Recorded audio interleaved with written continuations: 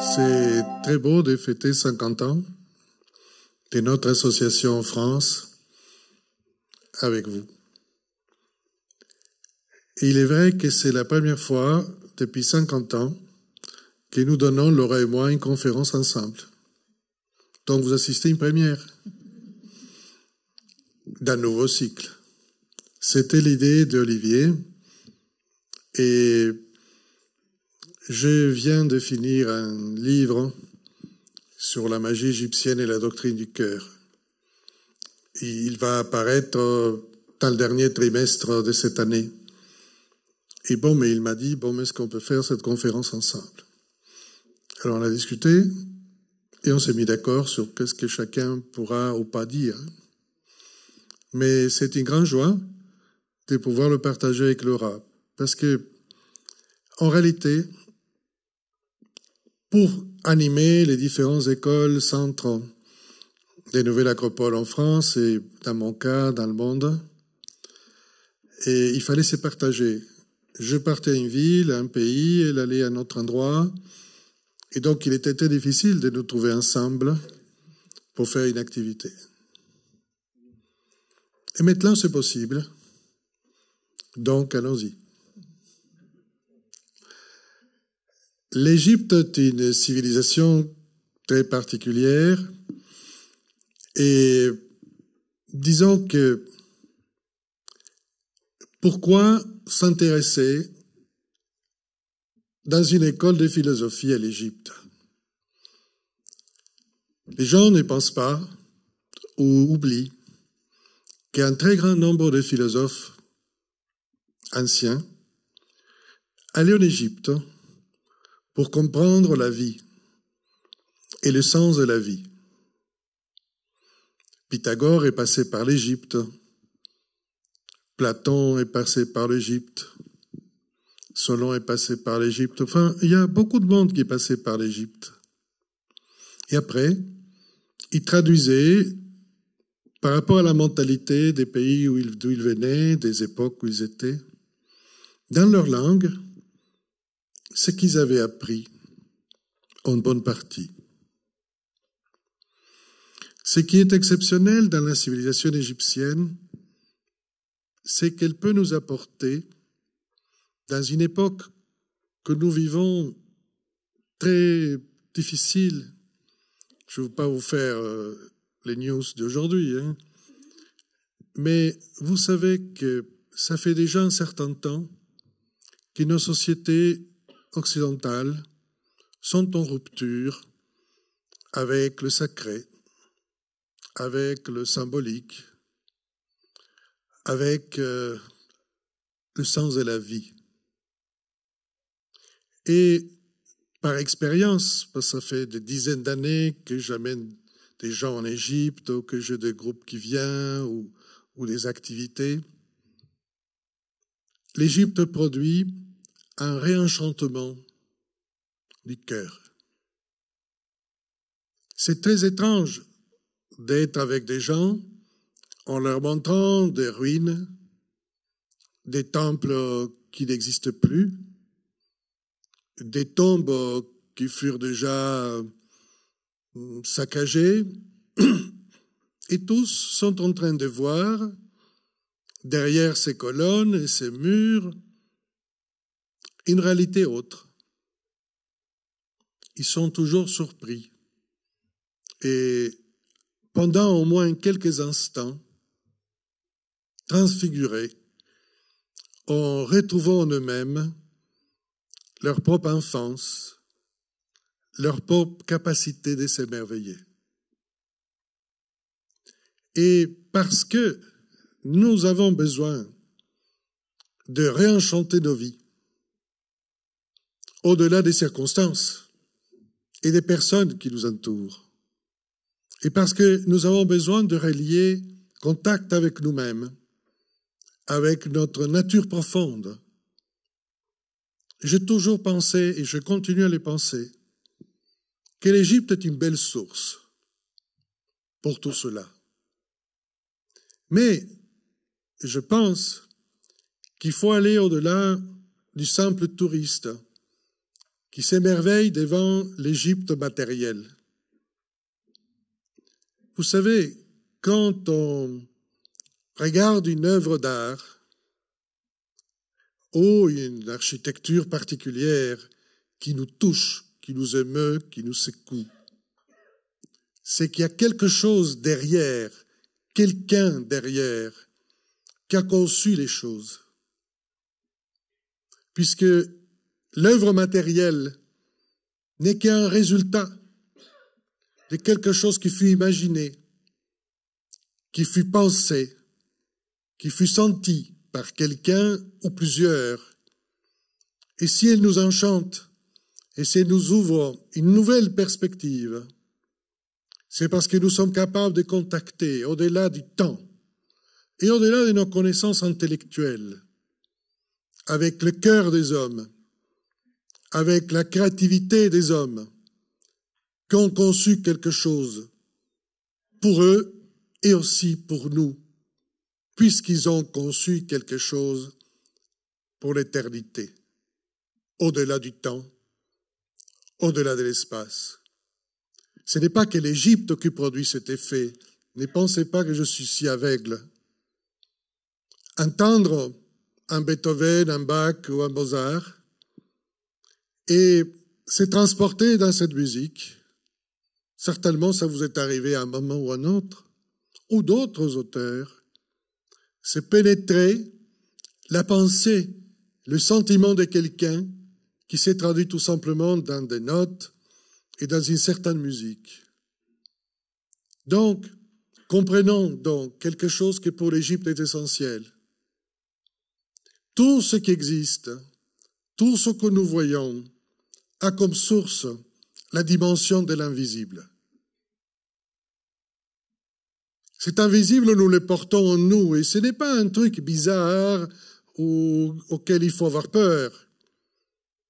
Nos pensées, nos sentiments, nos véritables quêtes et finalités sont dans notre monde invisible. Et pour l'exprimer réellement, nous sommes obligés d'agir d'une certaine manière pour rendre visible ce qui est en nous invisible. Que ce soit un geste de tendresse, que ce soit un geste d'amour, d'affirmation, de bienveillance ou autre, il naît toujours de l'intérieur et il ne nous est pas imposé par les circonstances. Les Égyptiens avaient compris il y a des millénaires que la source de l'être humain et de toute forme de civilisation dépend de l'état de notre dimension invisible. Et c'est pour cela que par la géographie propre de l'Égypte,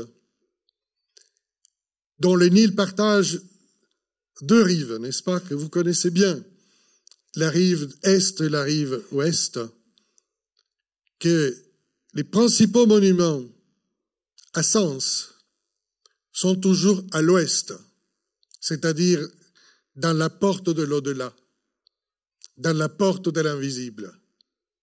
Et c'est depuis cette dimension de l'invisible que les choses se produisent. Il y a les temples dans la rive orientale et les grandes activités d'action, les marchés, la vie quotidienne, les maisons à l'Orient.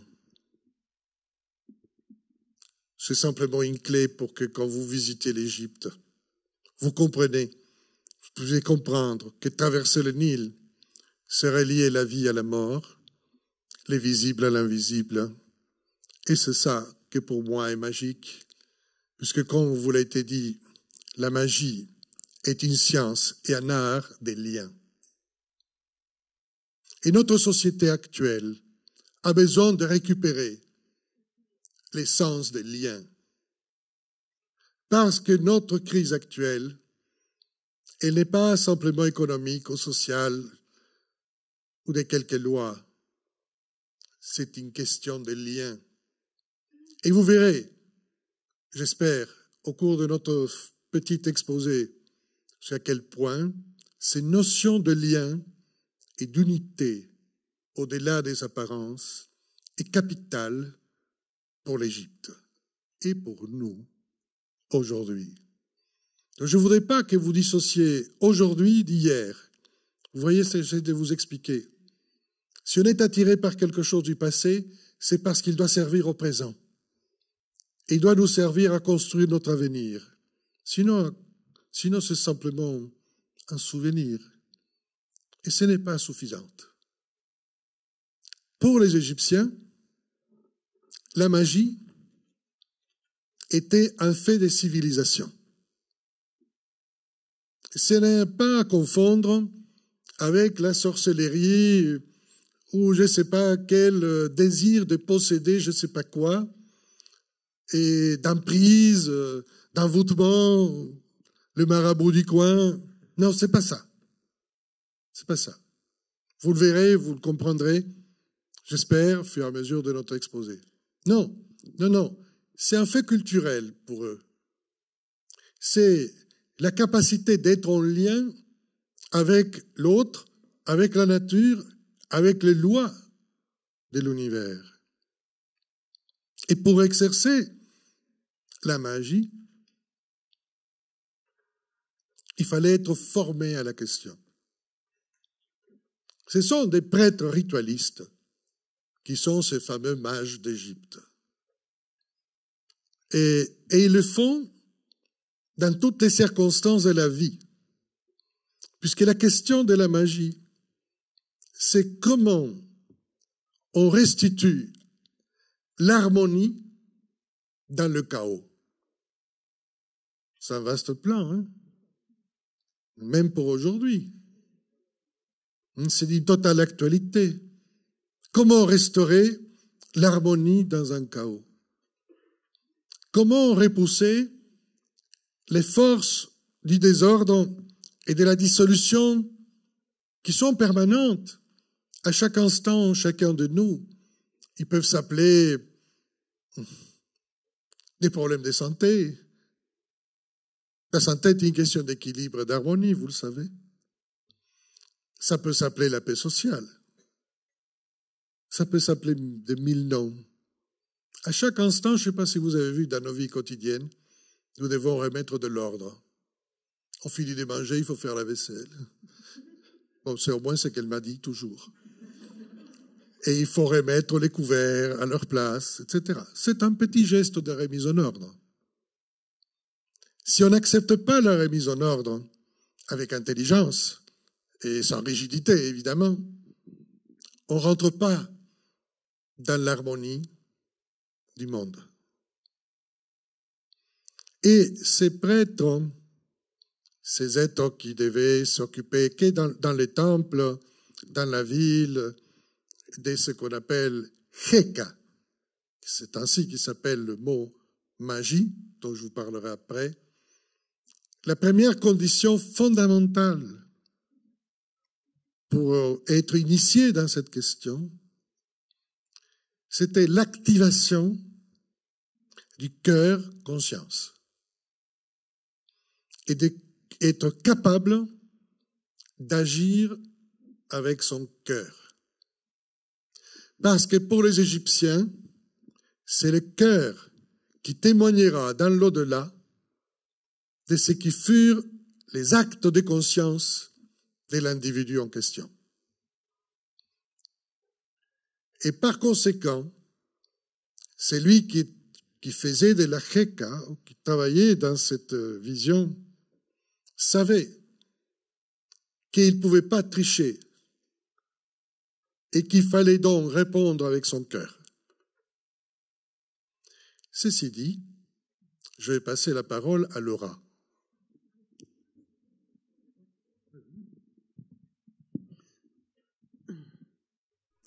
Eh bien, justement, pour parler sur le cœur, on va faire appel à un très grand sage de l'Égypte ancienne qui s'appelait Ptahhotep.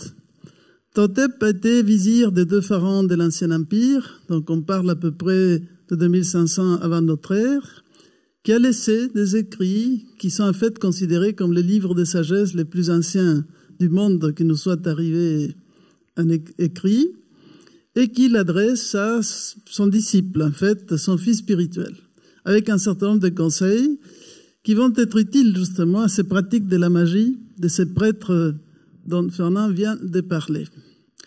Donc, avant de citer quelques préceptes de Ptahhotep, revenons à la définition de la notion du cœur. De quoi s'agit-il quand on parle du cœur?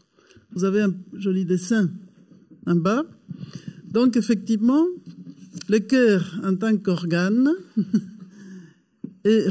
s'appelle Ab.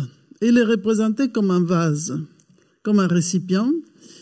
Et ce cœur va être très important, puisqu'on le verra, disons, dans la momification, comment il est représenté. En réalité, Ab, le cœur, est ce qu'on appelle les réceptacles, les porteurs de l'âme-conscience, de la conscience invisible qu'on appelle le Ba.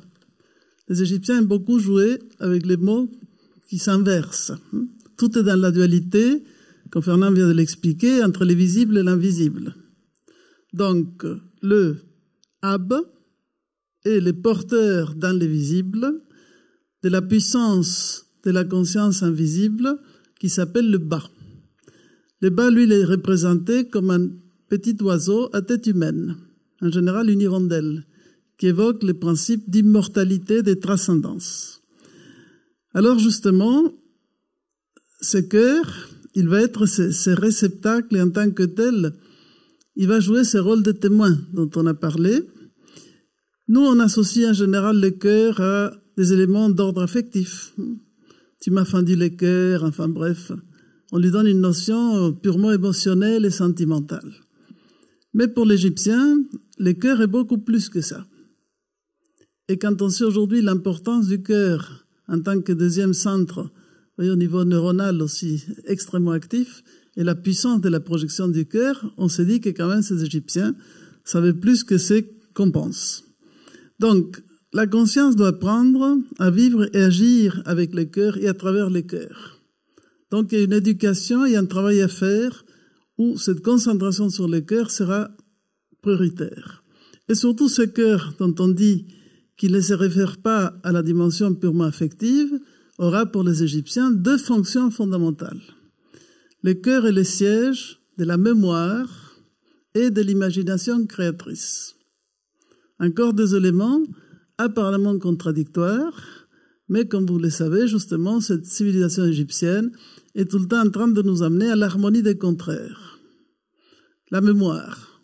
Pour l'Égyptien, la mémoire est extrêmement importante, puisqu'elle nous permet de nous rappeler de l'essentiel. Lorsque l'âme du mort va traverser les portes de l'au-delà, il faut qu'il connaisse par cœur les noms de chaque partie de ces portes, de chacun de ces génies qui se trouvent dans cet au-delà. Il ne doit jamais oublier. C'est pour ça qu'il va partir les yeux ouverts et être capable de porter la conscience de tout ce qu'il a réalisé. La mémoire. Aujourd'hui, notre mémoire est faible et souvenez-vous que ces anciens avaient la capacité de connaître tous ces anciens par cœur parce qu'ils n'avaient pas de smartphone, d'enregistreur, enfin, toutes ces espèces de petits, comment dirais-je, pseudopodes que nous avons, qui finalement nous font déléguer la mémoire. Mais parfois on la délègue tellement qu'on la perd.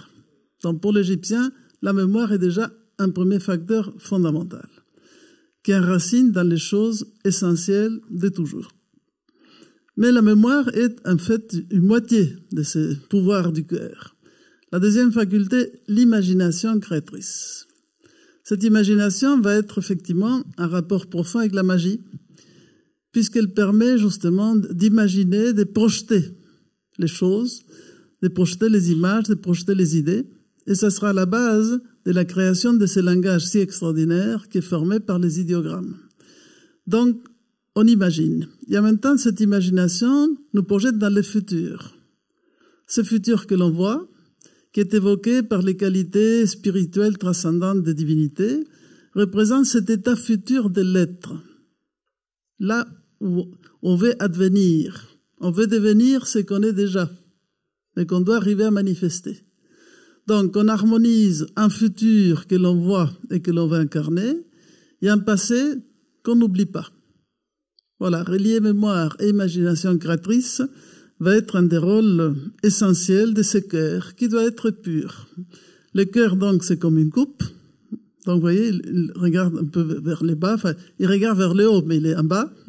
Et le bas est en haut. Il est un peu l'essence qui habite ce cœur. Dans ces préceptes, donc, et maximes des Ptahotep, il va nous transmettre toute la dimension, en fait, les exigences morales que les prêtres disciples doivent respecter et accomplir dans leurs différentes missions. Il y a une très belle édition et traduction par Christian Jacques de ces préceptes et maximes de Ptahotep qu'on vous conseille vraiment de découvrir. Et nous allons simplement vous lire 3 maximes pour que vous voyez un petit peu le style et l'importance du cœur. Dans un des préceptes de Ptahotep, qu'il explique ce qu'est le savoir à son fils spirituel, il dit « Que ton cœur ne soit pas vaniteux en raison de ton savoir. Prends conseil auprès de l'ignorant comme du savant, car personne n'atteint les limites de l'art et il n'existe pas d'artisan qui ait acquis son parfait rayonnement. Une parole parfaite est plus cachée que la pierre verte, l'émeraude. On la trouve pourtant auprès des servantes qui travaillent sur la meule. » Donc c'est dit dans un style particulier, mais l'idée fondamentale c'est tu dois apprendre de tout le monde, tu dois être humble, puisque tu sais jamais d'où sortira la parole de vérité qui va t'instruire et te former. Un deuxième précepte traite sur la notion du pouvoir. Si tu es puissant, agis en sorte qu'on te respecte grâce à ton savoir et au calme de ton langage. N'est donc d'ordre qu'élevé et non selon les circonstances. Les provocateurs agressifs commettent une mauvaise action. Ne te montre pas vaniteux et tu ne seras pas abaissé. Sans rester muet, ne piétine pas autrui. Ne réponds pas à une parole enflammée. Détourne ton visage, contrôle-toi. Ça, on pourrait le répéter plusieurs fois de nos jours. Je répète parce que ça vaut la peine. Ne réponds pas à une parole enflammée. Détourne ton visage, contrôle-toi. L'exaltation du passionné le déprécie. En revanche, pour qu'il s'avance de manière amicale, le chemin sera dégagé. Pour le futile, impossible de vivre un moment de bonheur, la journée durant, impossible de réussir à fonder une demeure. Celui qui atteint la plénitude ressemble à celui qui tient le gouvernail. Au moment de toucher terre, l'autre à l'opposé sera immobilisé, empêché d'agir. Celui qui a veillé à son cœur pourra formuler des souhaits réalisables, c'est-à-dire il pourra agir selon sa pensée. Donc, voyez là, c'est clair, il faut se maintenir extrêmement calme, maître de soi-même, ne pas se laisser emporter par les émotions. C'est un cœur très différent, celui dont on parle en Égypte, que celui dont nous avons l'habitude qui nous conduit à de fortes maladies cardiaques. Et la troisième précepte dira « Suis ton cœur, ta conscience est ton cas, ta puissance créatrice. » Entre parenthèses, l'Égyptien considère que l'être humain est composé de 7 principes. Il y a un septénaire dans l'homme. Donc, vous voyez, là, on énumère certains parmi eux. Suis ton cœur, ta conscience est ton cas, le temps de ton existence, sans commettre d'excès par rapport à ce qui est prescrit. Et n'abrège pas le temps de suivre le cœur, la conscience de l'esprit. Gaspiller son moment d'action est l'abomination du cas. Ne pervertis pas ton activité quotidienne en t'occupant de manière excessive de l'entretien de ta maison. Il faut entendre par là, ne sois pas obsédé par les biens matériels. Quels que soient les événements, suis ton cœur et ta conscience, car les événements ne seront pas favorables aux paresseux négligents. Quels que soient les événements, suis ton cœur et ta conscience, car les événements ne seront pas favorables aux paresseux négligents. Il y a toujours une attitude de vigilance, d'attention, de présence, qui est évoquée par les symboles du cobra sur le front du pharaon, dont l'attention et la vigilance sont 2 qualités très développées par les Égyptiens. Ainsi, ces cœurs est effectivement, on va dire, les témoins des actions. Vous voyez, il vient de dire suis ton cœur et ta conscience, car les événements ne seront pas favorables aux paresseux négligents. Par rapport à cette notion de mémoire et d'imagination créatrice, pour l'Égyptien, quand on meurt, il dit les morts se couchent à côté de ses actions. On est entièrement responsable de ce qu'on a fait. À tel point qu'effectivement, lors de ce passage dans l'au-delà, la première scène qu'on va nous représenter, c'est la scène appelée de la psychostasie, de la pesée de l'âme, que peut-être vous avez vu dans les beaux papyrus d'Ani et d'autres. Et justement, ce cœur est le témoin de tout ce qu'on a réalisé de son vivant. Et pour évoquer son importance comme témoin, sur la balance de la psychostasie, vous verrez d'un côté le cœur et de l'autre la petite plume de Math qui symbolise la justice, vérité. Et là, je repasse la parole à Fernand pour parler sur Math. Merci Laura. Bon, je crois que maintenant c'est clair que le cœur dont parlent les Égyptiens n'est pas le muscle cardiaque. Ils ont d'ailleurs deux mots distincts. Le muscle cardiaque s'appelle Khati et le cœur conscience, comme l'a dit bien Laura, s'appelle Ab. Donc il s'agit de deux choses distinctes. Vous comprenez, même si symboliquement le cœur physique continuera à le représenter. Mais c'est un récipient, une sorte de vase et qu'il faut savoir vider pour que la conscience pénètre. Pour que le cœur puisse être capable d'accueillir la conscience de l'identité profonde de quelqu'un, le bas, BA, il faut qu'il soit vide de toute forme de séparativité et des mauvais sentiments, etc., ou de l'égoïsme, etc. Alors là, oui, ce petit oiseau, cette hirondelle à tête humaine, au visage de chacun, peut se poser à l'intérieur du vase et de dire, voilà, ceci est ma demeure. Pour que cette étrange relation Ab-Ba se produise, il faut agir, disent les Égyptiens, selon la Math, qui est cette plume qui est ici dessinée. La Math est le fondement pour les Égyptiens de l'harmonie, de la solidarité, de l'authenticité, de la vérité. Transgresser la Math veut dire que on met du désordre, que on n'applique pas ce qui est authentique et vrai, et surtout pour les Égyptiens, qu'on cesse de coopérer avec l'ensemble de la société et des lois de la nature. Un être humain, pour un Égyptien, peu importe son extraction sociale, doit devenir un être solidaire des lois de la nature et de sa collectivité humaine. Et si, par exemple, Pharaon, qui est au sommet, ne présente pas ces qualités de solidarité, de coopération avec son peuple,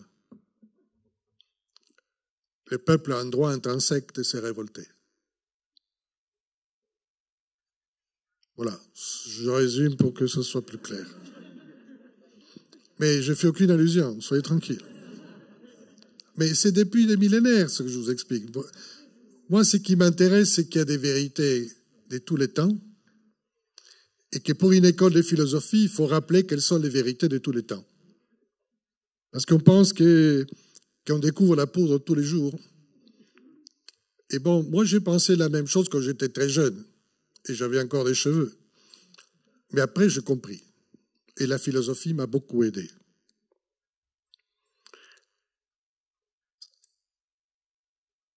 il y a un texte, petit chapitre du livre de mort égyptien, qui n'était pas son titre vrai.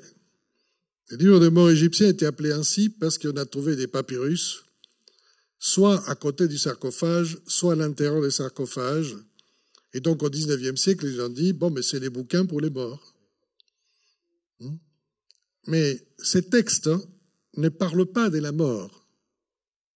C'est ça qui est très intéressant. Ces textes parlent de comment l'âme humaine peut sortir à la lumière du jour. Donc, comment elle peut redevenir consciente et participer du cycle du vivant. Vous voyez? Donc, c'est quand même mieux. Et surtout, comment elle se transfigure fondamentalement en lumière. Puisqu'on ne peut pas sortir à la lumière sans être, comme le soleil, une partie de la lumière. Et dans le chapitre 99, il est dit, « Qui es-tu? Qui vient là ?» Et le défunt répond, « Je suis un magicien. » Voilà, rien de plus. « Je suis un magicien. » Et alors, les êtres de l'au-delà lui demandent, « Es-tu complet? » « Je suis complet. » « Es-tu équipé? » « Je suis équipé. » De quoi est-il complet? Il est complet parce qu'il a réussi à réintégrer les fragments de sa conscience suite au choc de la mort et à récupérer sa propre unité de conscience autour de son cœur. Voilà pourquoi il est complet. C'est-à-dire qu'il n'y a pas un bout qui se traîne quelque part. Et de quoi est-il équipé? Vous comprenez? C'est-à-dire quel équipement? Quel est ton équipement? L'équipement, c'est la pleine connaissance des forces créatrices de l'univers. Donc, vous voyez, l'équipement pour un Égyptien est sapientiel, c'est-à-dire il faut de la sagesse, il faut une certaine connaissance. Et pour connaître, pour un Égyptien, il faut agir.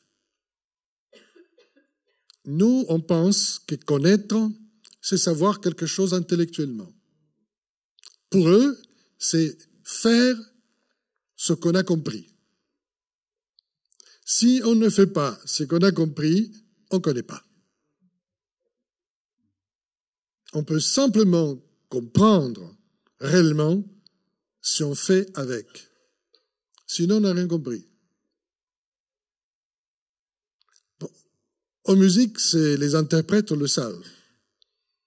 Vous entendez une musique, vous avez une partition, mais si vous ne la jouez pas, c'est-à-dire si vous n'êtes pas capable de la rendre à nouveau vivante, mais vous n'avez rien compris. Et c'est en jouant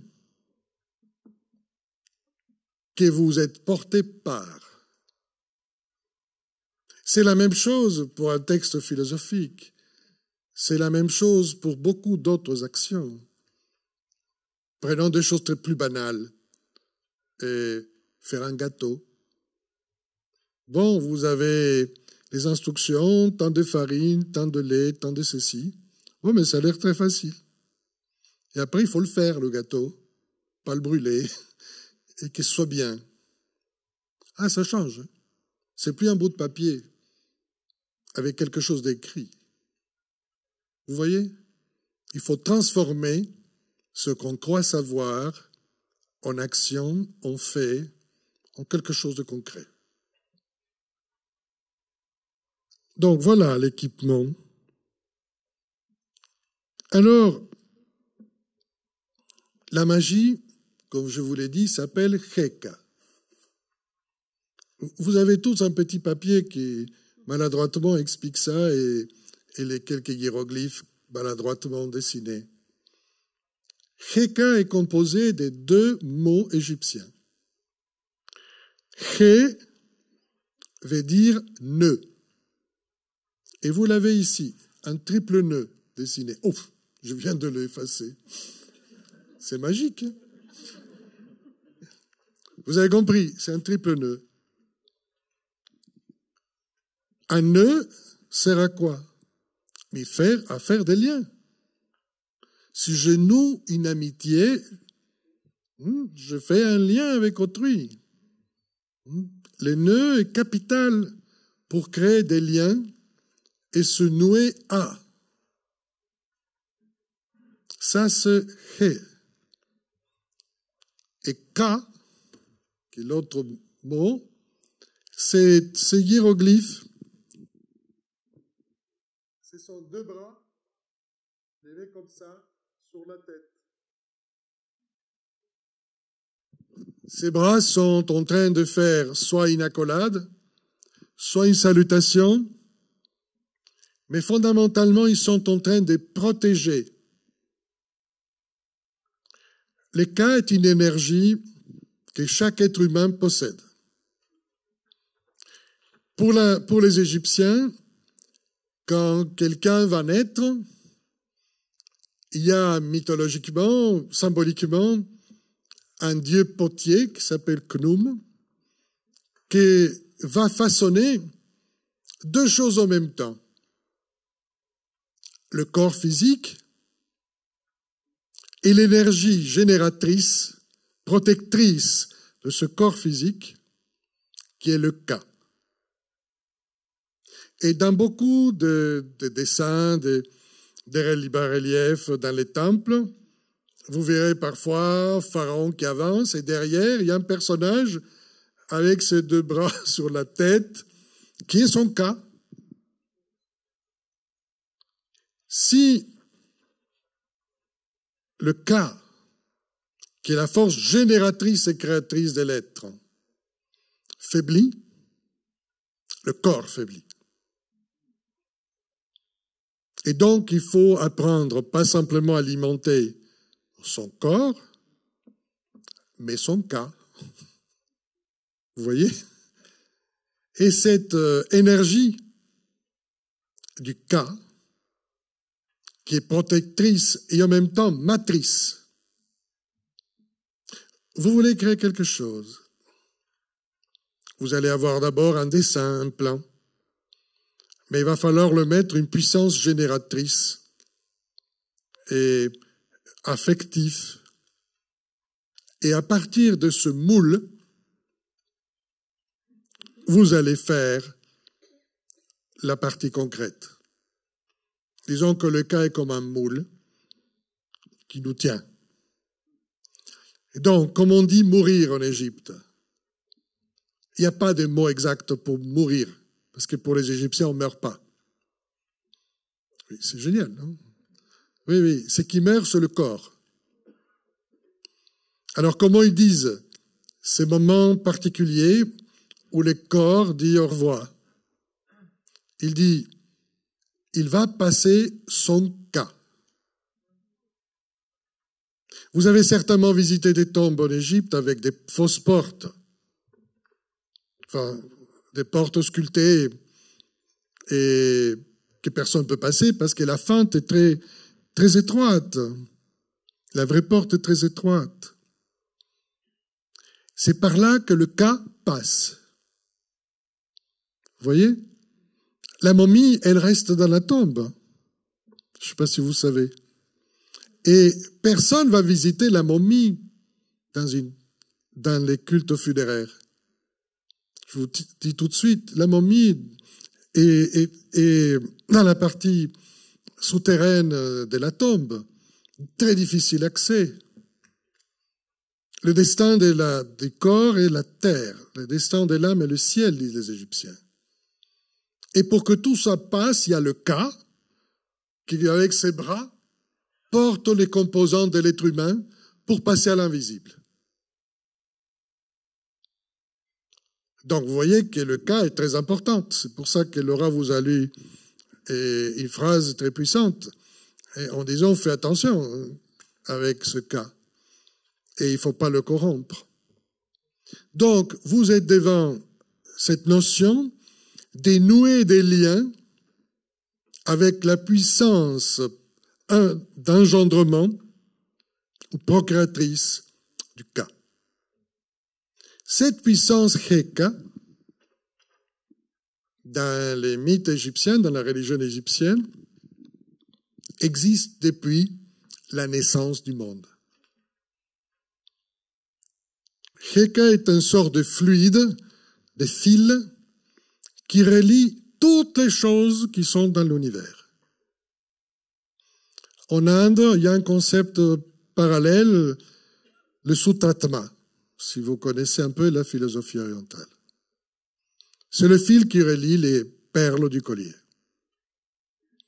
Donc, la puissance Heka est tout ce qui nous rend solidaires, reliés les uns des autres. Donc, si on veut pratiquer Heka, il faut apprendre à se relier à. Vous voyez? On doit apprendre à se relier à.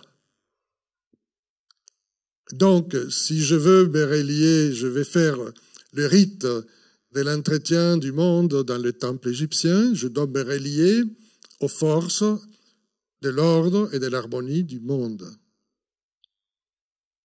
Et je dois être un canal. Voilà. Le lien se fait toujours par le « on se vide » et on se remplit. Et en se vidant, on se remplit de quelque chose de supérieur à soi. C'est ça la magie essentielle. Heka permet donc l'obtention de Sekem ou Sechem, qu'on va traduire par pouvoir, ou plutôt par puissance. Il y a une déesse que vous avez certainement vue dans les livres ou dans vos visites en Égypte, qui est une déesse lionne. Une femme à tête de lionne, Sekhmet. Donc, Sechem, Sekhmet. La puissance divine qui incarne cette sorte de pouvoir particulier, c'est un pouvoir ambivalent. C'est un pouvoir qui guérit et qui tue. Parce que c'est ça le pouvoir. Et dans la vie, il peut enlever la vie. Mais Sekhmet, si un jour vous avez le temps de la regarder, soit dans un musée ou dans une visite, vous verrez qu'elle est très particulière. C'est une lionne qui manque de dents. Elle ne mord pas. Elle ne déchire pas. Elle peut faire peur. Mais la peur vient de celui qui la regarde. Vous voyez? C'est une déesse de profonde compassion. Mais qui en même temps a besoin toujours d'être apaisée.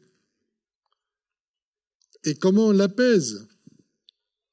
Avec des brins de papyrus qu'on agite et qui, le bruissement du papyrus refait le son du marais primordial, d'où est née la vie.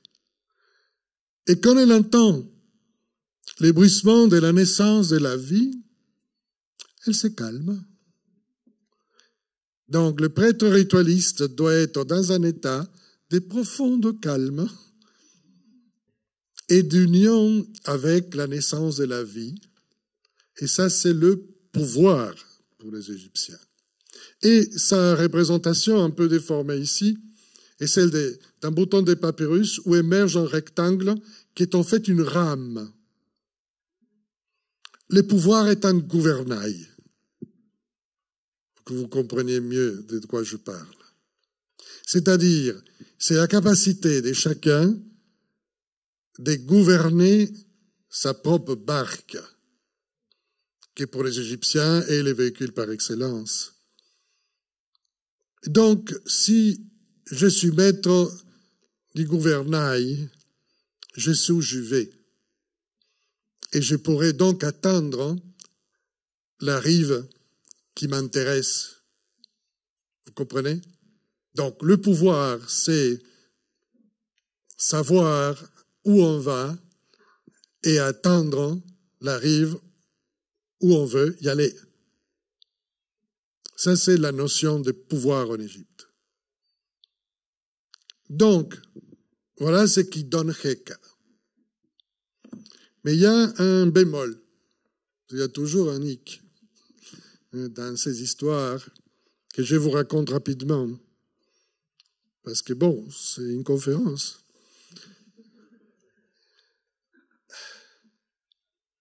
Pour y parvenir à tout cela, il faut activer en soi ce que les Égyptiens appelaient le hak ou ach. Mal dessiné ici, par moi-même, ne vous inquiétez pas. Je n'arrive pas avec les feutres, c'est compliqué. Et en fait, vous devez imaginer un superbe héron. D'accord? C'est pas un poulet. Il faut apprendre à rire de soi, vous comprenez? C'est un très beau héron, allégrette, avec une plume derrière, qui représente en chacun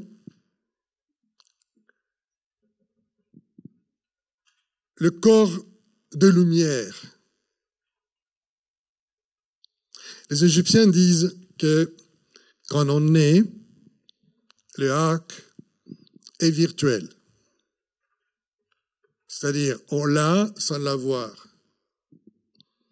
On a en nous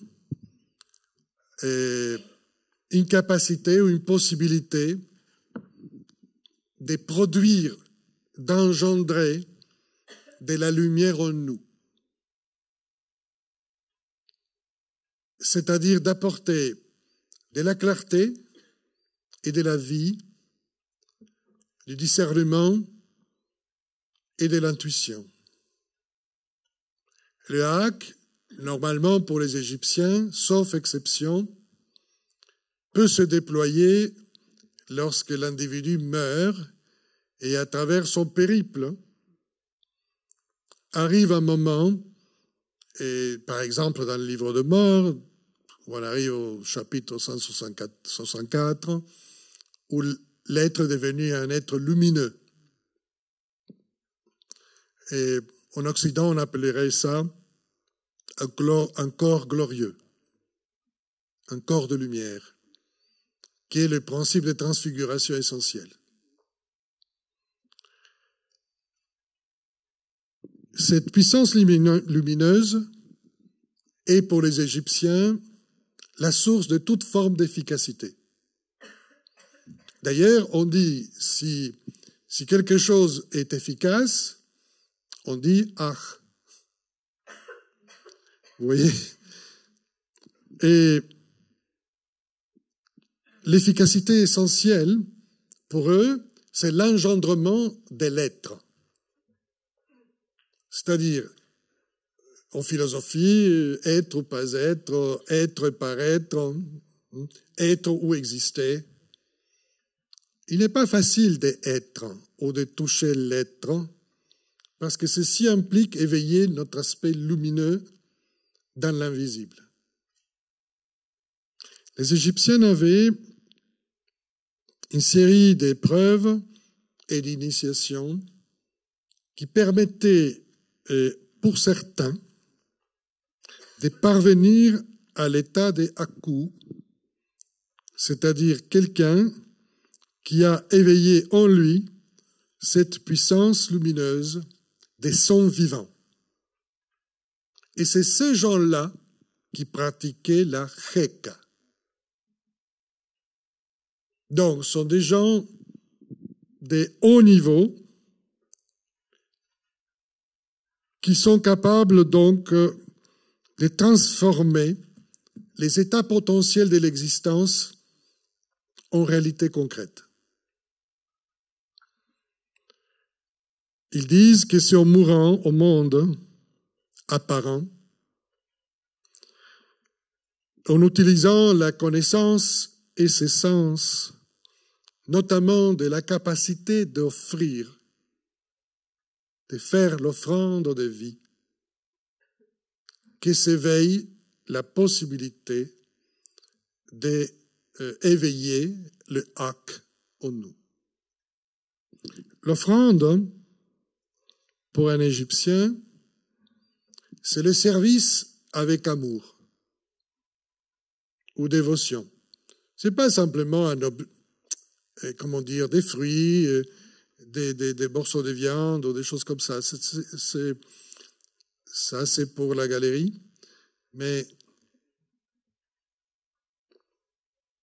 ce qui est important pour eux, c'est cette capacité, à travers une connaissance, de la transformer en service d'amour. Et là, la question du cœur dont vous a parlé Laura, la question de la Mahat, devient plus claire. Et donc, c'est de la haute formation de soi, pour être plus simple, qui va s'installer avec la notion de hak ou d'efficacité. Moi, j'aime bien un autre mot.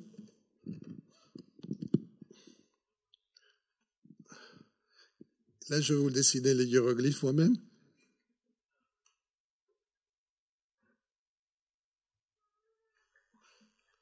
Aket. Je profite. Aket. Ça s'appelle l'horizon. L'horizon. L'horizon est un lieu particulier, vous le savez. D'abord, on n'y arrive jamais à l'horizon. Mais l'horizon est la porte vers la naissance et la vie et aussi du passage à l'autre monde. C'est là où il y a le maximum d'efficacité.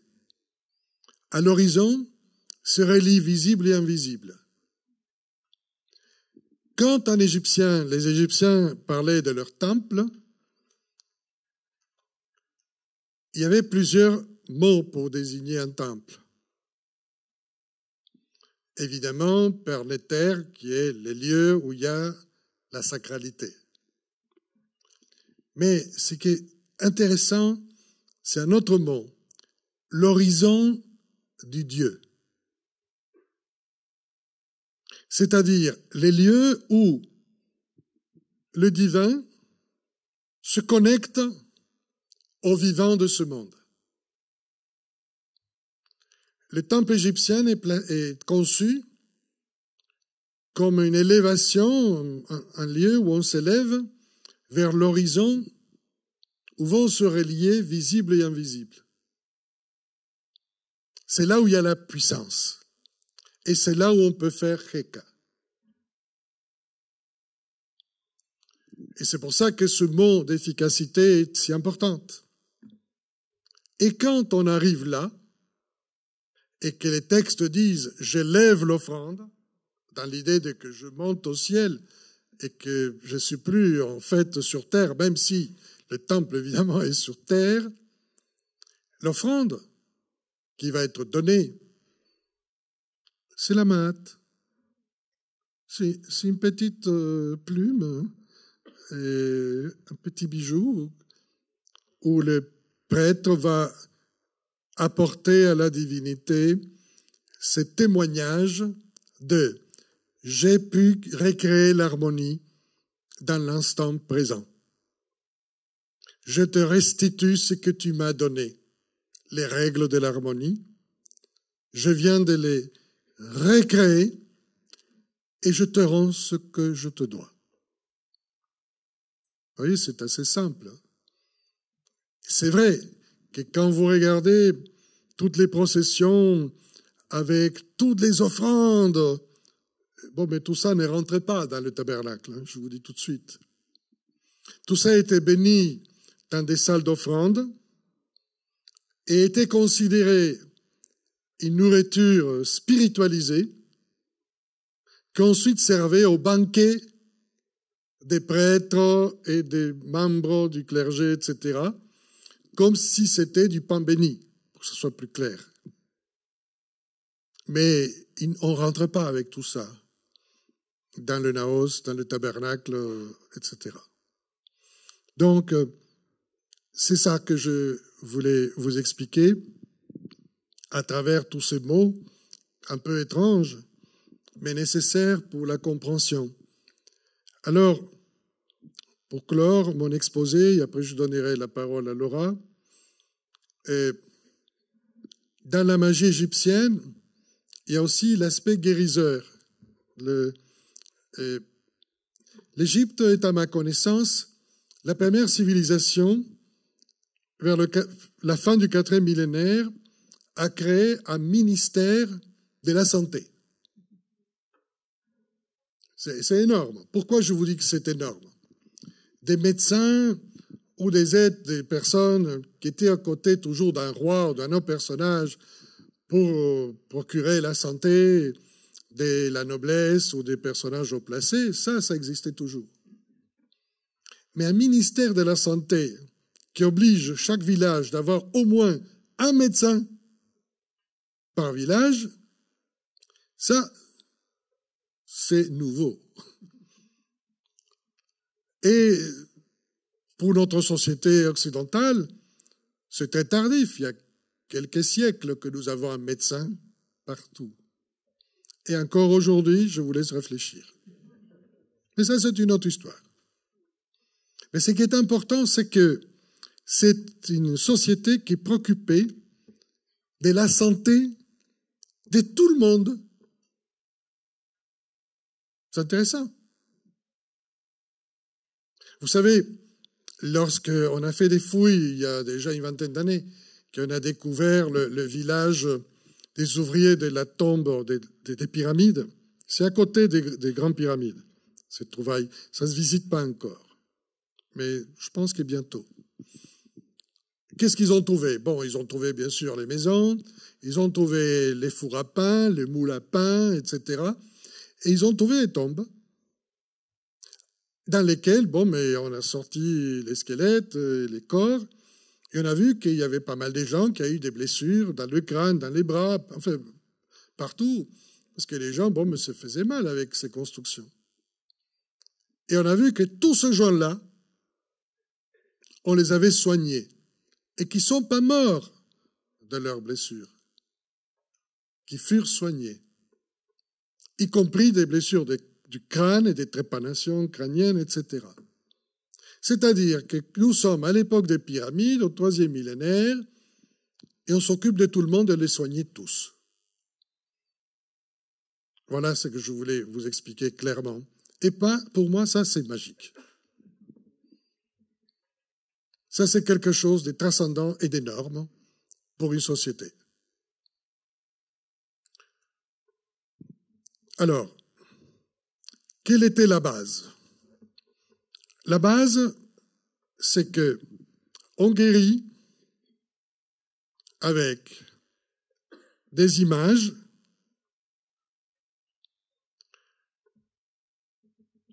la parole et l'écrit, avec les hiéroglyphes, etc. Et que la personne qui va s'occuper de la santé de quelqu'un, à part de lui donner des médicaments, parce que vous savez, les Égyptiens guérissaient beaucoup avec des plantes. Et on a recensé des centaines de plantes. Et on a aujourd'hui des formules, beaucoup de médicaments qu'ils faisaient à partir des plantes notamment, et parfois de certaines poudres minérales. Et du poison aussi, pour faire un antipoison. Donc, je dis tout de suite, il y a des médicaments. Et beaucoup de ces médicaments, nous sommes aujourd'hui incapables de les reproduire, simplement parce qu'à la traduction, nous avons des jolis noms des plantes, mais on ne sait pas quelle est la plante, tout simplement. Mais il y a plein de papyrus qui expliquent ça. Donc, il y a un côté très concret, matériel et une sagesse des pharmacopées importante. Mais ça ne suffit pas, selon l'idée égyptienne. Il faut que le malade participe de sa guérison, soit un acteur conscient, bon, s'il peut penser encore, être là, qu'il puisse apporter des éléments pour sa guérison dans ce qu'on penserait aujourd'hui une pensée positive. De ne pas avoir peur de la maladie, par exemple, d'assumer sa maladie et de collaborer dans le processus de lutte du désordre qui se produit dans son corps, dans sa santé. Et ils vont utiliser des mesures qui aujourd'hui sont utilisées par certains au niveau psychologique. Je m'explique. Peu importe la maladie, imaginons que c'est un problème de mal de tête, n'importe quoi pour qu'on se comprenne. On va voir comment le patient, on va dire à ce patient, bon, c'est pas ta tête simplement qui te fait mal. Non, toi tu es comme les dieux Ra, le soleil, que comme tu sais, à un moment donné de son épopée, il fut frappé. Et ceci a produit un chaos dans le monde. Et aujourd'hui, tu es en train de vivre comme Ra. Une aventure et une difficulté. Oh, tu t'es fait piquer d'un scorpion. Comme Horus fut piqué par un scorpion. C'est le petit bébé d'Isis dont je suis en train de parler. Et tu sais qu'Isis l'a guéri. Donc, on va faire pareil. Toi, maintenant, tu n'es plus un tel. Toi, tu es un petit Horus. Toi, tu es comme Ra. Et moi, je vais discuter avec Ra. Et je veux devenir la puissance pour expliquer à Ra ou à Horus, attention, il y a un désordre dans le monde. Il y a un chaos qui s'installe. Est-ce que, Dieu, tu peux permettre que le désordre s'installe à la place de l'ordre, de la justice et de la Ma'at? Ce serait dans ton propre intérêt, puisque sinon c'est le désordre dans l'univers, d'apporter la guérison à un tel. Et un tel qui était croyant, qui était de bonne foi, participait donc de ce processus pour que les choses rentrent dans l'ordre, dans l'harmonie. Et qu'on le veuille ou pas, ces techniques au niveau psychologique sont très importantes parce qu'elles aident, et on le sait aujourd'hui, à améliorer l'immunologie. Et permettent donc d'éviter des formes d'anxiété, etc., etc. Et ces techniques, à part des techniques matérielles, je viens de vous expliquer, où ils opéraient, ils faisaient ce qu'il fallait, étaient très importantes parce que l'état psychologique et spirituel de l'individu qui était atteint d'une maladie était aussi importante que la propre blessure et la maladie elle-même. Ça, c'est comment ils opéraient. Et la réputation des médecins égyptiens était très vaste, au point que parfois des peuples qui furent à un moment ennemis, comme ce fut le cas des Hittites, et qui avaient dans la famille royale des malades, etc., ont demandé au pharaon d'Égypte de leur envoyer une statue guérisseuse et un de ses spécialistes. Et ça crée donc les premières relations diplomatiques entre les puissances. Et c'est fut par la santé que beaucoup d'affaires se sont réglées. Ça, c'est magique aussi. C'est une vision, vous voyez, bien particulière que je voulais vous expliquer avec Laura de ce monde. Pour ça, je vous ai dit, c'est un fait culturel pour les Égyptiens, la magie, pour rendre la vision de nos vies différente que la simple matérialité ou le calcul immédiat. Je vais donner à Laura la conclusion. On ne s'était pas concerté.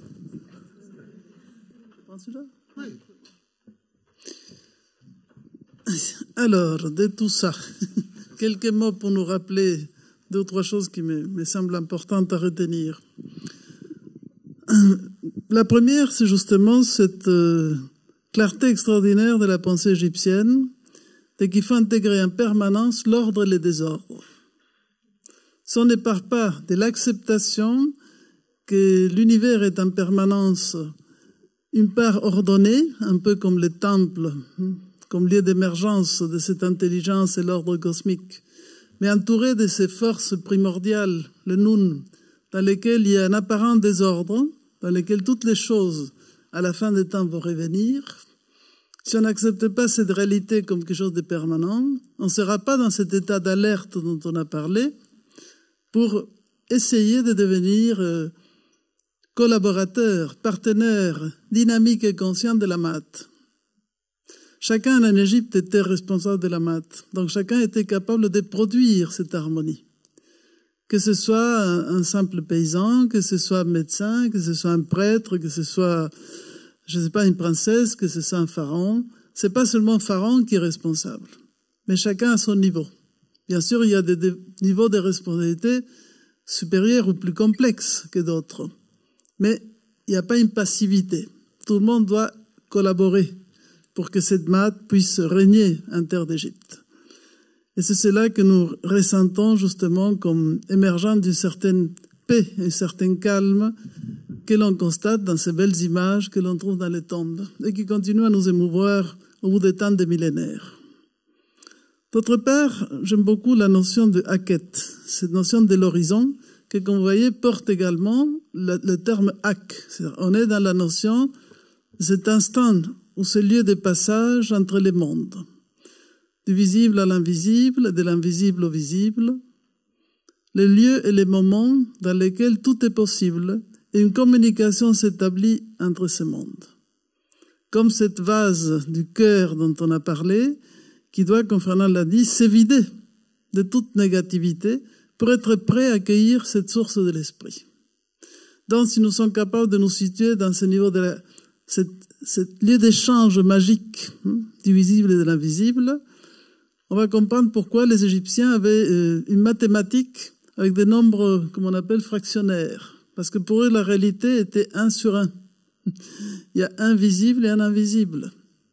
Nous, on n'est que dans le visible, et l'invisible, on a une peur bleue. Mais il faut aller vers ces peurs.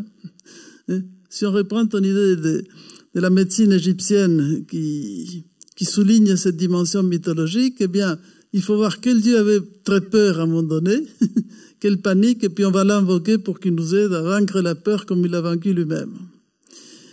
Et après, l'autre point très important aussi, lié aussi à cet acte, c'est cet être lumineux, devenir cet être de lumière. Ça, c'est, je crois, la destinée profonde de l'être humain. Donc, devenir être lumineux revient à dire devenir cet être qui est au cœur de lui-même et dans son propre cœur, pour revenir, un cœur rayonnant. Et ce cœur rayonnant devient effectivement comme Ra, devient comme cette source de vie permanente et s'unit à la vie universelle qui nous unit tous. Donc unité, comme ce soleil qui donne sa lumière, sa chaleur, sa vie à tous les êtres, sans distinction. Qu'il soit bon, qu'il soit pas bon, ça n'a pas d'importance. Donc ça arrive à une universalité extraordinaire. Et dernier point, aussi que Fernand a très bien expliqué, c'est cette notion d'efficacité. On est, entre guillemets, ce que l'on pratique. Tout le reste, c'est de la littérature. Mais vous voyez que les Égyptiens ne faisaient pas de la littérature, ils faisaient de la magie.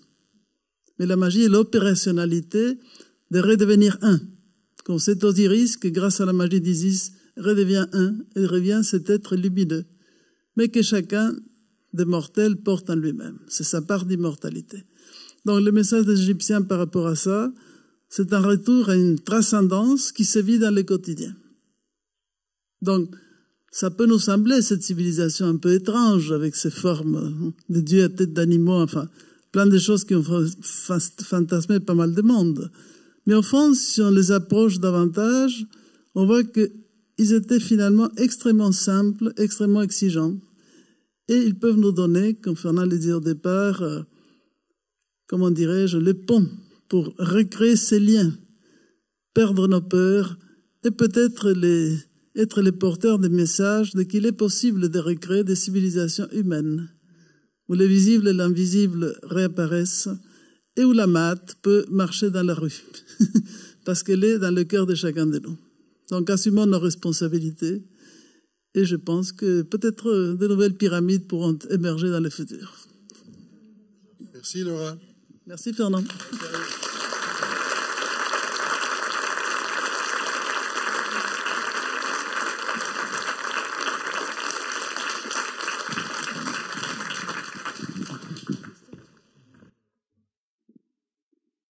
Il y a le temps des questions, donc vous pouvez réfléchir un tout petit peu. Et si vous avez des questions, je passe le micro.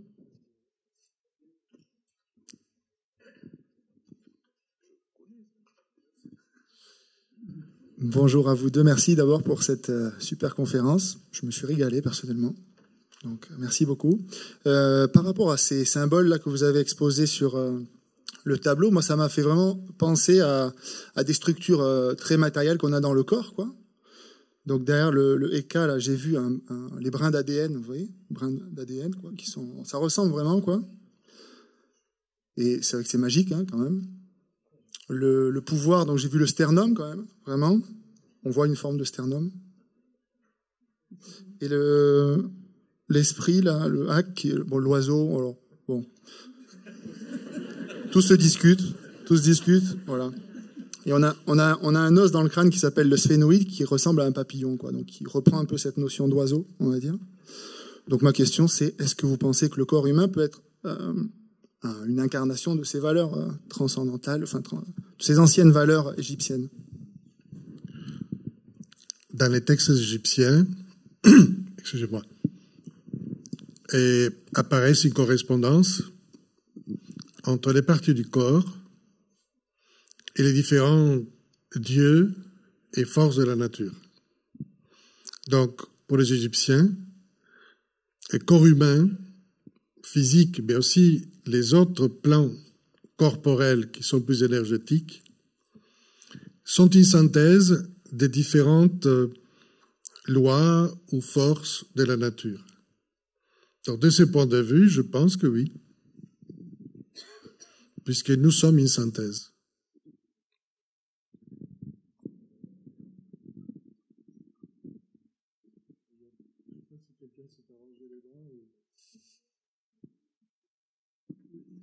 Bonsoir et merci encore une fois. Voilà, merci pour la conférence et merci pour ce que vous êtes et ce que vous émanez, j'allais dire. Ce que vous émanez, ce qu'il émane de vous. Voilà. O en castellano lo puede hacer también. J'avais envie de vous poser une question concernant la musique, les fréquences.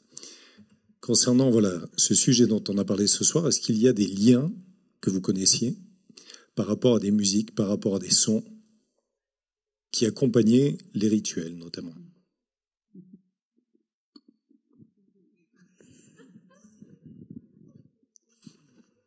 Effectivement, la musique et des sons accompagnaient les rituels. Et on connaît très peu, parce que le problème, c'est qu'il n'y a pas de disque. Hein. Vous suivez ce que je veux dire? On connaît les instruments, on connaît les textes, on peut imaginer certains sons, mais on n'a aucune référence concrète des sons qui étaient utilisés, des mélodies qui étaient utilisées, bien que la musique faisait partie, tantôt dans le quotidien et dans les fêtes, comme dans les rituels et les cérémonies même funéraires, des rituels. Et il y avait un chœur, surtout, on sait très bien, surtout la partie la plus proche de nous, entre guillemets, 1000 avant Jésus-Christ, 500 avant Jésus-Christ, qui avait des chœurs d'adoratrices qui chantaient, si on peut dire comme ça, et pendant le rituel. Mais je serais totalement maladroit de vous dire, je sais comment ils chantaient, comment ils prononçaient les mots. Il y a eu des essais, et il y a toujours, tous les instruments imitent un son de la nature. J'ai parlé tout à l'heure des papyrus, du bruissement des papyrus, et qui est très intéressant. Il y a des instruments qui sont comme des crotales et qui représentent un peu des sons de serpents, etc. Donc, nous sommes devant une reproduction de sons de la nature, agencés correctement et dans les rituels, pour activer certains principes.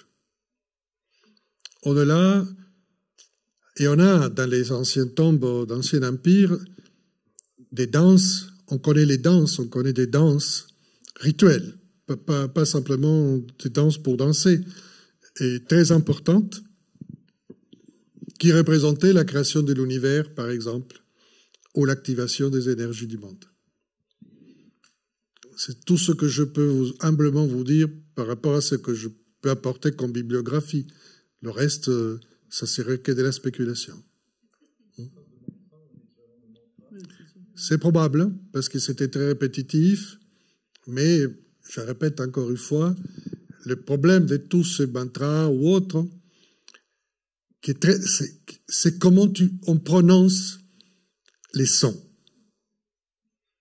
Et les textes sont une chose, et ce qui est important pour obtenir un effet, c'est comment les sons sont gérés par notre gorge, par notre respiration, nos diaphragmes, etc. Et c'est ça qui va donner la puissance à ce qu'on est en train de dire. Mais là, nous restons sur la grande difficulté, parce qu'on peut pas exactement extrapoler, même si on peut avoir quelques idées. Voilà. J'ajouterais simplement, c'est peut-être la différence avec ce qui arrive avec une autre grande civilisation ancienne qui a perpétué ces traditions, qui est l'Inde, où on peut avoir des traces de ce qu'étaient les Védas, ce qu'était l'importance du son. Donc on peut imaginer que pour l'Égypte, c'était la même chose, la manière de prononcer les hiéroglyphes, de toute cette partie rituelle. Mais disons que pour l'instant, l'Égypte est muette. Et c'est pas la peine d'inventer des choses. Je suis d'accord avec Fernand, il y a beaucoup de fantaisie. Donc laissons les fantaisies un peu de côté, mais sachant qu'effectivement tout ça était lié avec cette écoute de toutes ces vibrations et rythmes de la nature qui étaient également reproduits pour créer cette harmonie dans l'homme. Bonsoir, merci beaucoup pour votre conférence. Moi, j'avais juste une question par rapport à l'a priori un peu qu'on peut avoir sur la société esclavagiste en fait de l'Égypte, à savoir si les esclaves aussi étaient en état d'alerte pour devenir partenaires et responsables de la Mahat. Le premier point qui est important à clarifier, c'est qu'il n'y a pas de société esclavagiste en Égypte. Les études sont très claires aujourd'hui. Ça fait une trentaine d'années qu'on sait qu'il n'y a pas eu une société d'esclaves en Égypte. C'est le premier point. La Bible a colporté cette idée, mais nous n'avons pas, au contraire, comme je l'ai expliqué tout à l'heure, les pyramides ne furent pas construites par les esclaves, mais par les hommes libres et des grands professionnels. Parce qu'on ne peut pas improviser des chantiers comme ça avec une main-d'œuvre non qualifiée, contrairement à ce que les gens peuvent penser. Non, il n'y en a pas, malheureusement. Enfin, malheureusement, heureusement. Ça dépend pour qui, non? Et il y avait des prisonniers de guerre, par contre. Et comme dans toutes les sociétés, ça c'est une autre histoire. Mais la société en tant que telle, entre Égyptiens, pour que ce soit clair ce que j'entends dire, non, il n'y a pas d'esclaves. Et toute la société vit à l'unisson de ce que je viens d'expliquer. Je m'explique. Le calendrier égyptien annuel possède 105 jours fériés. Il y a plus de congés que chez nous. Non, c'est un jour sur trois, hein, enfin, vous avez compris. Qu'est-ce qui faisaient les gens pendant ce temps-là? Ils participaient du calendrier cérémoniel des fêtes de l'Égypte. Donc, il y a une grande fête qui s'est passée, par exemple, à Thèbes, dans lequel se faisait une sorte de transport de la statue qui était dans le temple de Karnak au temple de Luxor. Pour qu'il se produise une union dans le temple de Luxor, qui est la reine du dieu, de propicier la naissance d'un pharaon ou d'une âme supérieure comme pharaon. Ceci provoquait la venue des centaines de milliers de personnes. On calcule aujourd'hui qu'il y avait entre 300 000 et 400 000 personnes qui participaient de ces festivités pendant une dizaine de jours.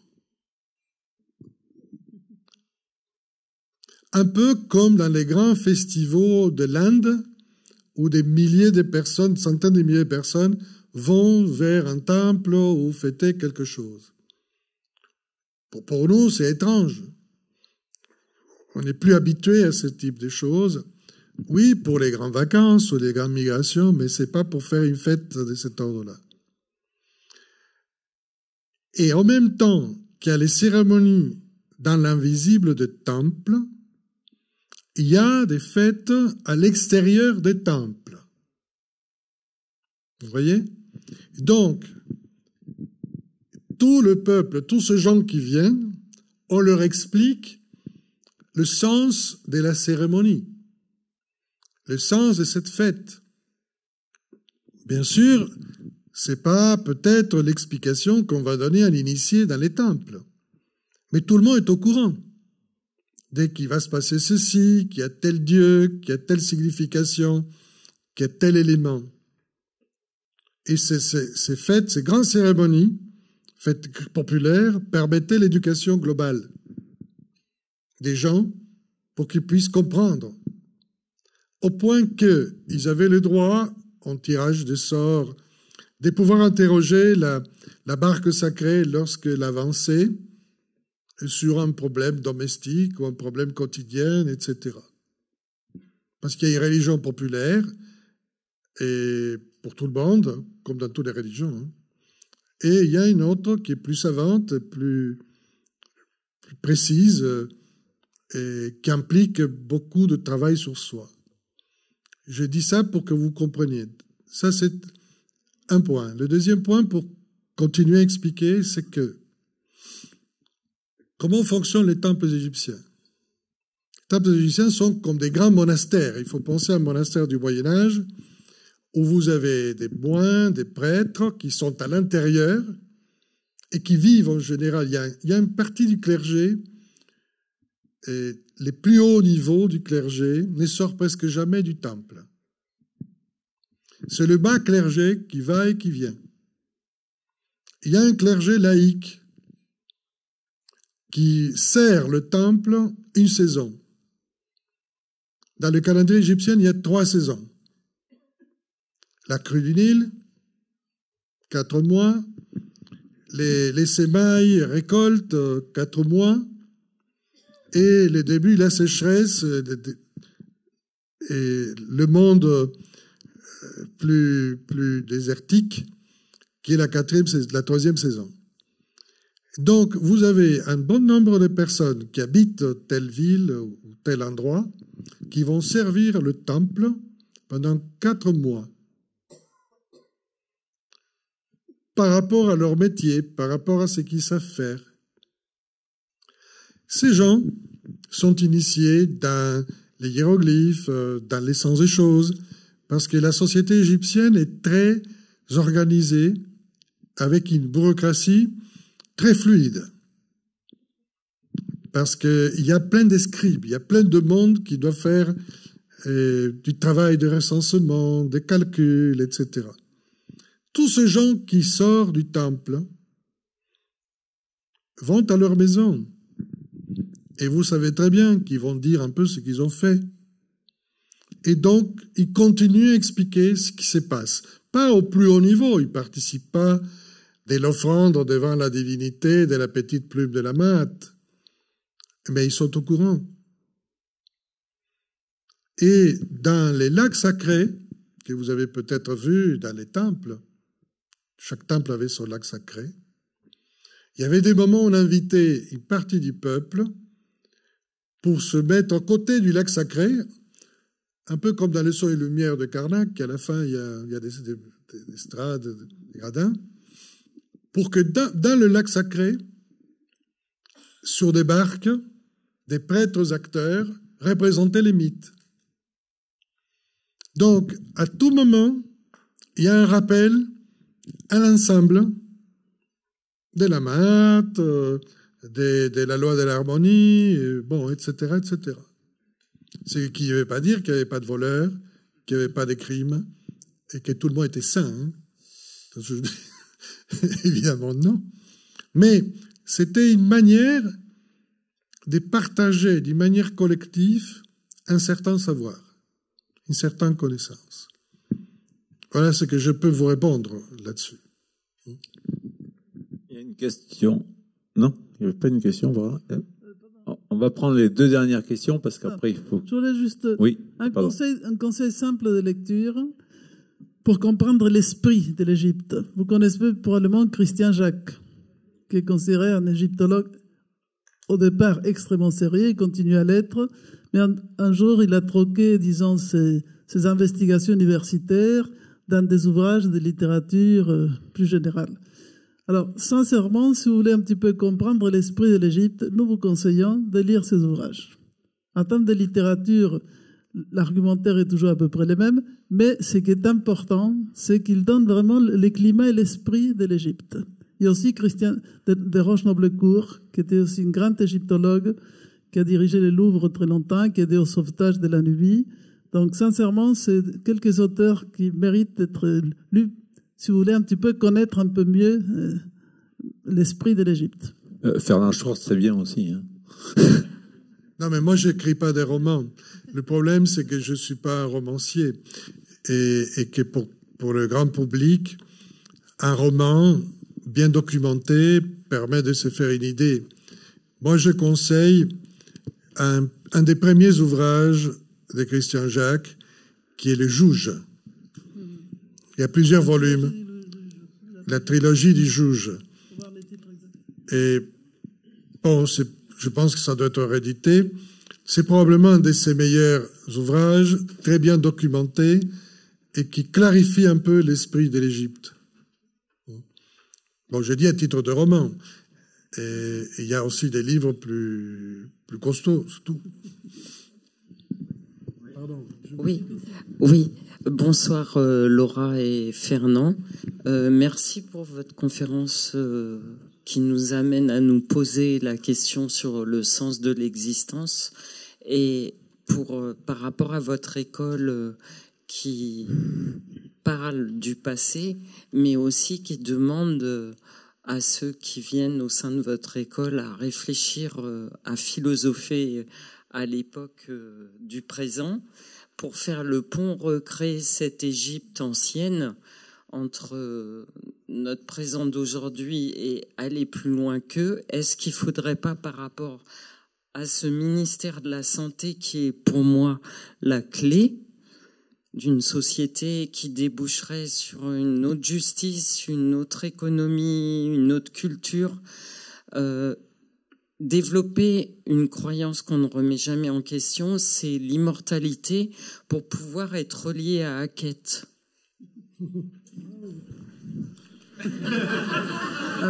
Merci. Après, elle va me dire que je ne lui ai pas laissé parler. Donc... Bon, effectivement, la notion de santé est très importante, puisque la Mahat inclut dans ses multiples aspects la santé. Alors, pour comprendre bien ces notions de santé de l'être humain, il faudrait commencer par s'interroger sur ce qu'est l'être humain. C'est pour ça que nous invitons tout le monde à suivre nos super cours de philosophie, qui est la meilleure manière de s'interroger sur finalement qu'est-ce que l'être humain. Est-ce que nous sommes simplement un ventre avec des pattes ou est-ce qu'on a quelque chose d'autre? Donc ces autres dimensions de l'être sont celles qui sont légèrement, entre guillemets, oubliées aujourd'hui. Et si nous ne commençons pas pour nous interroger sur qu'est-ce que l'être humain dans sa complétude, dans sa complexité, eh bien, on va beaucoup se tromper et on va commettre toutes les erreurs, je dirais, dramatiques que nous connaissons aujourd'hui, qui nous amènent à toutes sortes de maladies provoquées par notre propre ignorance. Donc, on a un travail de fond, radical à faire. On ne pourra pas peut-être le faire tout de suite avec tout le monde, mais il faut déjà commencer avec ceux qui s'interrogent. Mais finalement, qu'est-ce que je suis? Est-ce que je dois réécouter un petit peu la sagesse des anciens, les Grecs, les Égyptiens, les Indiens, enfin, toutes les grandes civilisations qui ont réfléchi sur cet être multiple. Si nous revenons à Platon, si nous revenons à l'Inde, si nous revenons à l'Égypte, il est vrai qu'il est considéré par toutes ces civilisations qu'il y a une part de sagesse en nous atemporelle, donc une part d'immortalité. Mais cette immortalité doit devenir consciente, en quelque sorte. Il ne faut pas confondre l'immortalité de l'âme avec celle du corps. Les corps, laissons-les tranquilles. Ils passent une fois que son temps d'action s'est accompli. Mais en fait, à notre petite échelle, cette conscience d'immortalité se traduit par la conscience de la pérennité. Il ne s'agit pas de recréer l'Égypte ancienne. Elle était adaptée aux circonstances de son temps. Ce qu'il fallait chercher, ce sont les archétypes, les modèles, les idéaux transcendants qui l'inspiraient, puisque dans le futur, nous allons créer quelque chose qui ne va pas ressembler à ce passé, mais qui sera fidèle à l'esprit et pas à la lettre. Je vais simplement ajouter que par rapport à l'immortalité, bien que ce soit un trait commun de beaucoup de civilisations, je pense que c'est un état de conscience et un sentiment qui doit, chaque être humain doit y parvenir ou pas, et que nous ne pouvons pas imposer ces critères à qui que ce soit. Nous avons vu ce que les dogmes et les impositions par l'extérieur ont donné. Et je pense qu'il ne faut pas revenir à ce type de méthode. Chacun doit atteindre un état de conscience qui lui est propre, qui lui permet de, par lui-même, de vivre ceci ou cela. Mais nous ne pouvons pas imposer ce type de critères à personne de l'extérieur, parce que tout ça dépend d'une démarche intérieure.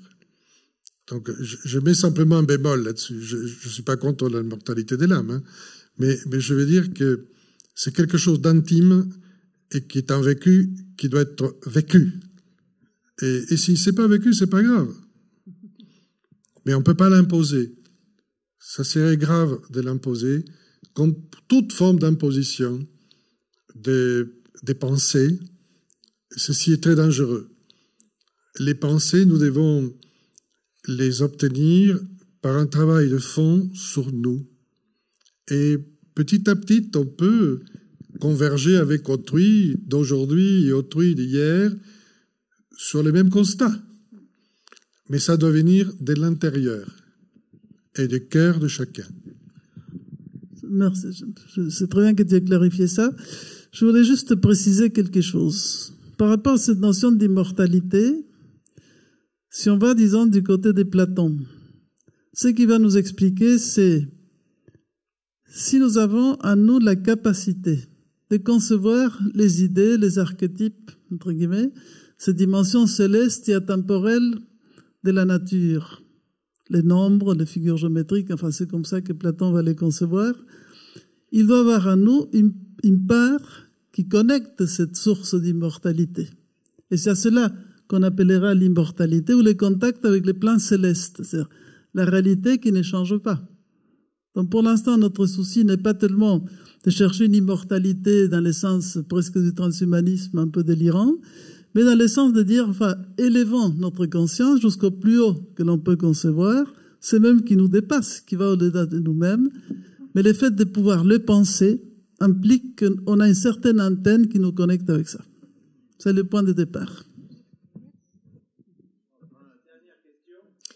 Bonjour, moi je vous ferai l'économie de mes remerciements, mais ils sont là. Est-ce que vous pouvez éclairer une profane comme moi sur le rite du passage? Quand on parle du rite du passage des grands personnages des civilisations, donc là les pharaons, est-ce que le commun des mortels a la même valeur face à la mort? Est-ce qu'il y a un rituel qui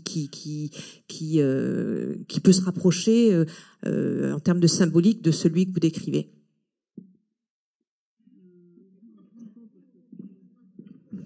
Elle est méchante, hein?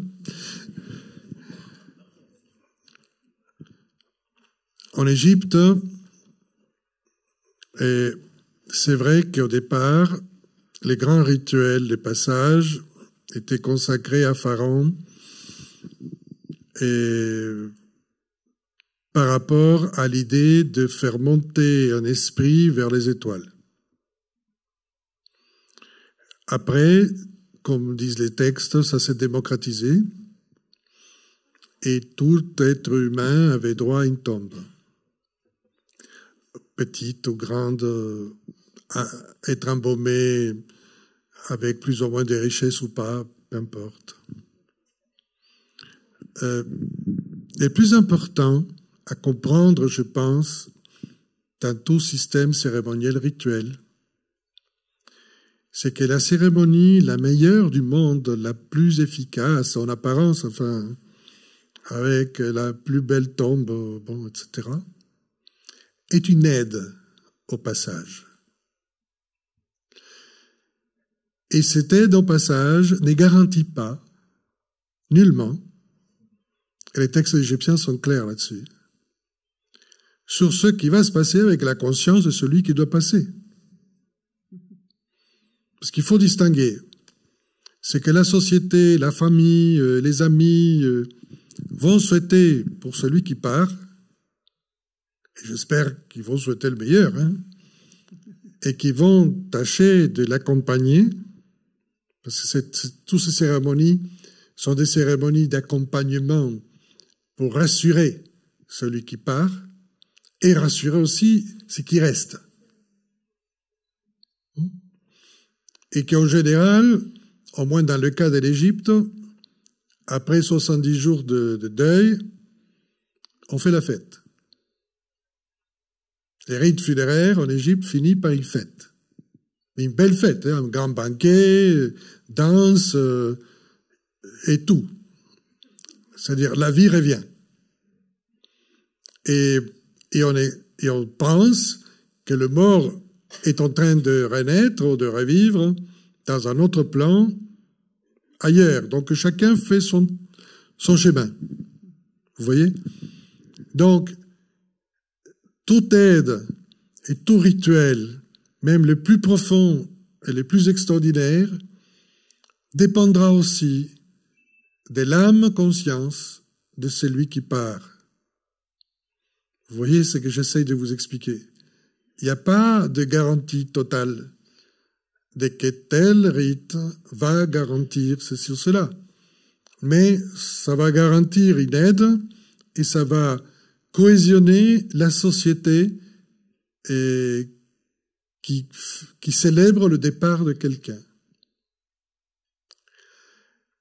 Les véritables cérémonies de passage, dans lesquelles, oui, vous pouvez savoir ou pas si les choses ont un succès, sont les initiations des vivants.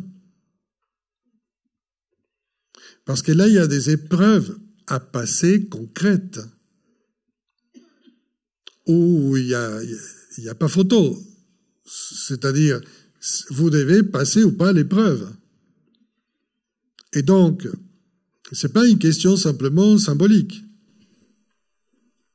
Et donc là, oui, c'est l'unique chose que je peux témoigner, que c'est par un passage d'épreuves opérationnelles concrètes qu'on peut savoir si quelqu'un a passé ou pas, est passé ou pas.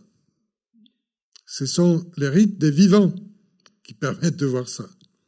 Donc, quand on parlait du prêtre qui avait éveillé le Hak, qui était très peu de gens comme ça. Là, ça veut dire que ces gens avaient passé un certain nombre d'épreuves qui faisaient d'eux ce qu'ils étaient. Vous voyez? Là, vous êtes sûr. Et là, je peux vous garantir, je pense moi aussi, que lorsqu'il meurt, aussi vous pouvez plus ou moins être certain que celui qui va passer va bien passer. Vous voyez? Pour le reste, je ne mets pas ni un doigt sur le feu, parce que tout dépend de chacun. Donc, le conseil, c'est toujours accepter l'inconnu, accepter l'aventure, faites face à vos épreuves, passez-les en bien ou en mal pour apprendre d'elles. Parce que ce sont nos épreuves, nos difficultés qui garantissent notre progression. Une épreuve réclame toujours, une vraie épreuve, d'utiliser un potentiel que jusqu'à maintenant, nous n'avons pas utilisé. Et en général, les gens qui passent une véritable épreuve disent « J'ai jamais cru que j'allais pouvoir faire ça ». Parce qu'ils ont senti en eux une force, une puissance ou des moyens qui pour eux étaient lointains, mais que l'épreuve a su mettre en marche. Donc, sans être casse-cou, parce que je pense que la prudence est toujours de mise, surtout pour l'initiation, et il faut accepter d'être en épreuve permanente. Bon, c'est une démarche, hein. Et d'autres préfèrent un confort, d'autres préfèrent être tranquilles. Et tout dépend de ce qu'on veut dans la vie. Mais de ce que vous serez sûr, c'est de ces épreuves que vous avez passées sans garder de l'amertume, sans garder de la colère, sans garder de la négativité. Et n'imaginez pas que Laura ou moi, nous avons eu toujours que des épreuves heureuses. C'est pas vrai. Nous sommes comme vous. Mais ce qu'il faut bien comprendre, c'est qu'il faut accepter l'aventure de la vie, c'est-à-dire se soumettre à l'inconnu tout le temps. Et comme ça, on peut arriver à se connaître. Vous savez, on a quelqu'un dedans qui parfois nous est très inconnu. Voilà ce que, bon, je voulais vous dire à tous, hein, mais je vous souhaite le meilleur et je vous souhaite aucun mal, comprenez-moi bien. Si une épreuve arrive, c'est qu'on a besoin de vivre quelque chose. C'est tout ce que je peux vous conseiller. Et je vous remercie, au nom de Laura et moi, de nous avoir écoutés si longtemps, sans trop d'hostilité.